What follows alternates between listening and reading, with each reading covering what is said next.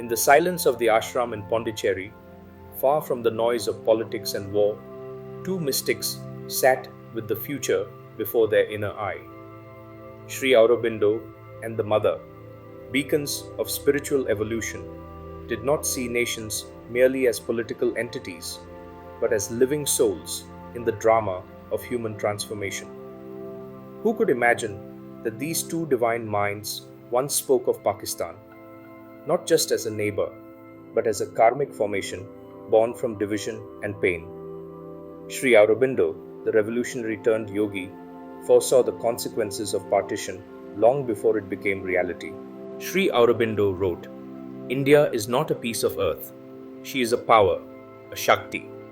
To divide her, he said, was to go against her very soul." In a letter written on August 15, 1947, the day of India's independence and his own birthday, Sri Aurobindo made a chilling prophecy. The partition must go. It is not a permanent fact, for the destiny of India is to unite all the people of the Indian subcontinent. He did not speak in the language of diplomacy.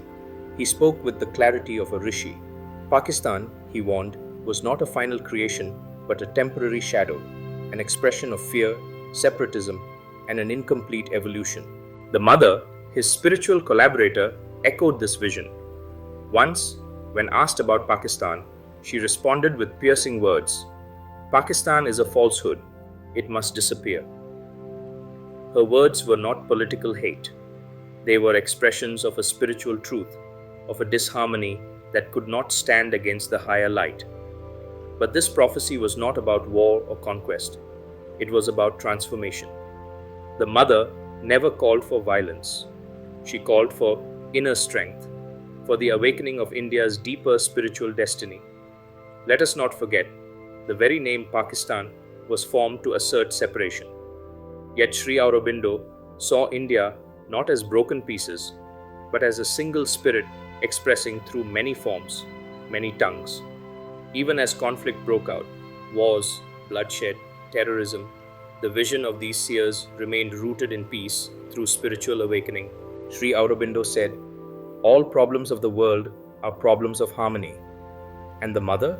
She said, "Truth is not violent, it simply is." To truly understand their prophecy is to see beyond the surface, to see that India's destiny was never just about borders, but about raising human consciousness. The unification they spoke of may not happen through treaties or wars. It may happen when a new light dawns in the hearts of people, on both sides of the border, when fear dissolves into wisdom and history is healed through truth. Today, we stand at a crossroads. The shadows of history still loom large, but the words of Sri Aurobindo and the Mother remain like a lamp, showing us the path forward. They asked not for revenge, but for remembrance. They demanded not violence, but inner realization. They envisioned a new India, not born of hatred, but of harmony. So the question remains, are we willing to rise to the vision they saw? Can we transform pain into purpose? For as the Mother once said, to be a true Indian is to be spiritual. This was not just a prophecy on Pakistan. It was a call for India's soul to awaken, to remember who she truly is. A land of rishis, a force of unity, a cradle of higher consciousness. If you found this message moving, like and share it with others. Subscribe for more spiritual revelations.